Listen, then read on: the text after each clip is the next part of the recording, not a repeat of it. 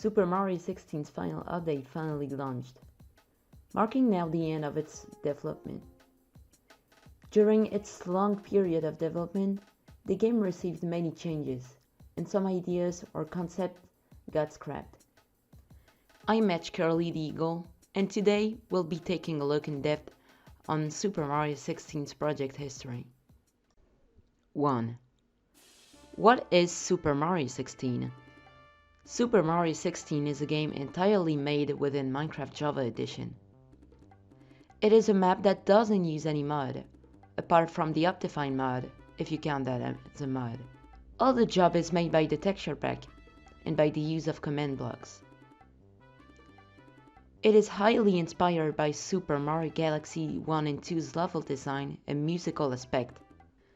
Just like in the official Super Mario Galaxy games, the game takes place in outer space, each level being located in different galaxies and comets. 2. The development and the beta of Super Mario 16. Super Mario 16 has gone by a lot of changes and prototypes before becoming the games that it is now. A lot of the files from that prototype can be found in the texture packs files and on the map. The Super Mario 16's project originally started on July 2018 under the name of Super Mario 3D: The Last Coins. The player was originally meant to collect regular coins hidden in different places of a level by activating and finding ways to unlock their path, just like in Super Mario 64. The scrap levels of that build were originally highly inspired by Super Mario 64 and Super Mario 3D World's level design, and replicated assets from them, such as the bell trees from Super Mario 3D World, and the island-like levels from Super Mario 64. A scrapped 3D model of the early logo for that build can be seen in the game by going into creative mode. But this model unfortunately lacks its texture because of the texture file being deleted. Now, let's see some examples and official images of Super Mario 16 origins. First of all, let's take a look at the unseen build of Super Mario 3D: The Last Coins. The build contains 2 fully finished levels and the non-finished beach level. Let's take a look at the first one, the normal plains level. The player spawns on a tiny island and has 2 options: taking the normal route by going into the glass pipe, or finding the way around the tiny island to get to a cave area that leads to the upper part of the spawn island. The level itself is pretty short and has very few coins hidden all around it.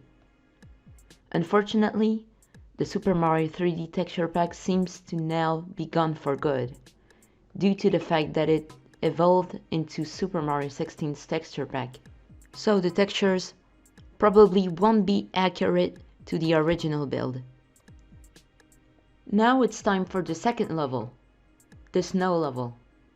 That looks like a lot like Cool Mountain from Super Mario 64. The player starts this level on this little bottom area of the map, filled with various blocks that the player has to climb. After climbing the blocks, the player is confronted to a slide that has a chest that says Bateau, which simply means boat in French. After getting down the slide, the player could open a path that led to a coin, and then at the beginning of the slide. The player then had to climb this pile of blocks before getting access to the finish pole. And last but not least, we have the beach level, which actually have a lot of stuff going on. This is why I am going to go through them quickly. We can first see that the level is incomplete, but it however contains interesting unused features, such as wall blocks.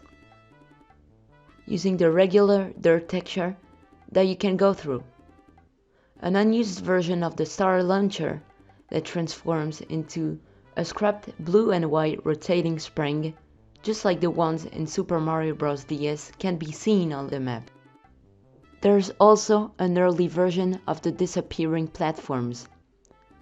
This early version looks like blue platforms that flicker before the blue part of the texture disappears. Those platforms lead on top of a mushroom that has a P-switch on it that was meant to open this metal cage that originally contained a coin inside of it. This first build has not a lot to see because of its size, and because a lot of the assets that originally were in this build were deleted or replaced for a good majority of them. There's also a lot of scrapped levels and graphics hidden in the latest releases of Super Mario 16, such as this level, that's also highly inspired of Super Mario 3D World's first level, Super Bell Hill. This giant fully finished level is actually the first level ever created on the official map build of Super Mario 16. And since then, it has never been deleted, and probably won't ever be. At this point of development, the player was meant to find hidden star orbs throughout the map. The texture of the star orbs can still be seen in the game by going to creative mode, but it turns into an early version of coins when placed. These early version of coins can still be seen spread all around the level, along with unused variants of question mark blocks made for underground levels.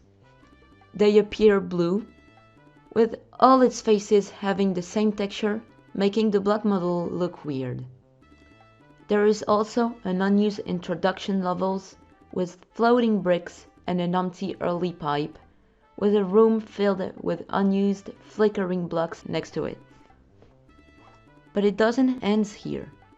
Super Mario 16 doesn't only have unused levels, it also has an unused title screen item, with a more pixelated logo of Super Mario 16, an animated background of a scrapped skybox, and an animated button that says press W to start. 3. Making a game with Minecraft. Behind the scenes. Minecraft is a good alternative to create video games. With all the tools the player is given, the possibilities are truly endless. Not only by an imagination point, but by a technical point. Command blocks and texture packs are a perfect example of that. They allow the player to break the quote-unquote limits of the game. They are powerful tools that allow you to bring Minecraft a new experience by making it your own game. And this is exactly my point of view on Minecraft. I use it as a tool to make my game-making dreams come true. But making a game with Minecraft also has limitations.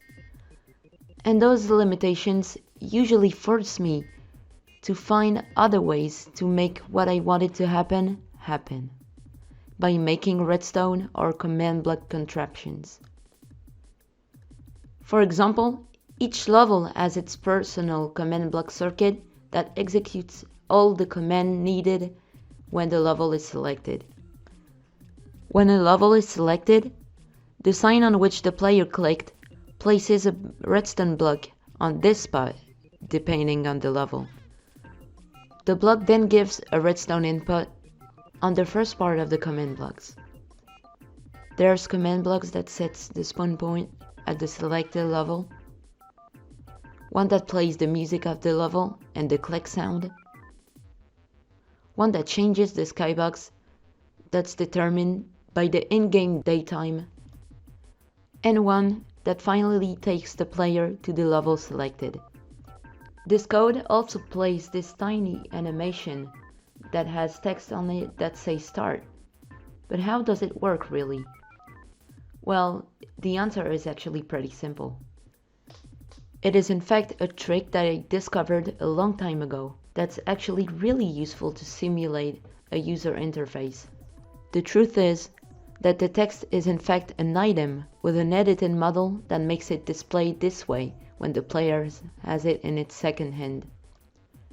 After showing the little text, the item gets cleared from the second hand slot, making the text disappear. This trick is actually used quite a lot in this game, rather on the title screen or on the finished and oh no animations. The second part of the code that's executed when loading a level loads all the coins with this command that spawn a modified item with those attributes: no gravity to make the coins levitate, and age to prevent the item from despawning. The second part also spawns Goombas on the level. But how can you make a custom mob using only vanilla Minecraft, you might tell me? Well, it once again uses a really clever trick. However, this one is more complicated to understand than the other ones used in this game. If we explore the code that's executed to summon the entity, we can see that this Goomba is in fact a baby zombie. That's first of all invisible, and that second of all has a custom Goomba 3D model attached to its head, making the fact that this is a zombie seamless.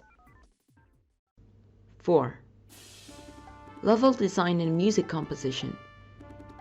Music and level design are major factors that make a game memorable and fun to play. The more work and effort you'll put into the music composition or the level design, the more your game will become unique. Both of those elements are most of the time linked.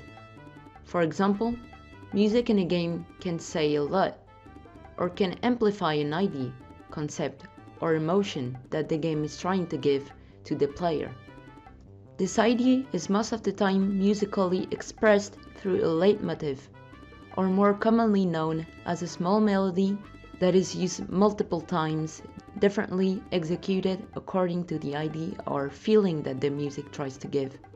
Super Mario 16 is not an exception of this concept. Actually, most of the songs are connected in some way. Confused? Let's take a look, or listen should I say, to some examples. First of all, there are two main themes that can be heard in a lot of songs. They are the main Super Mario 16 theme and the space theme. How do they sound like? Let's see. The first one, as mentioned earlier, is the Super Mario 16 theme that sounds like this.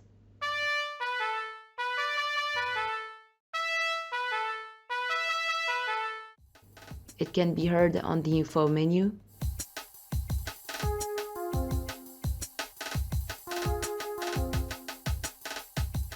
as the overworld theme,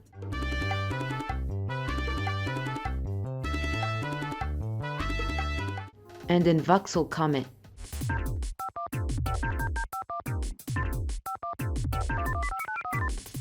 The second one is the space theme.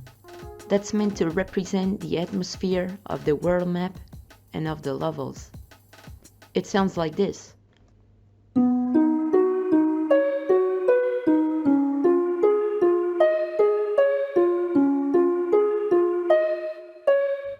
It can be heard on the first and second world map,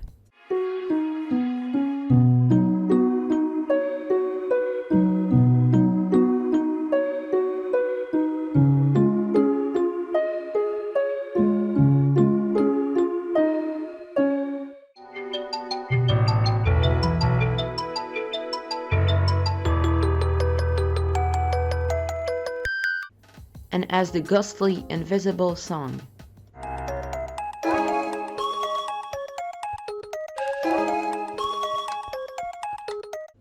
There's also some other audible Easter egg themes from other well-known games, but for these ones, I want you guys to guess them by yourself. Here are some examples. Can you name them?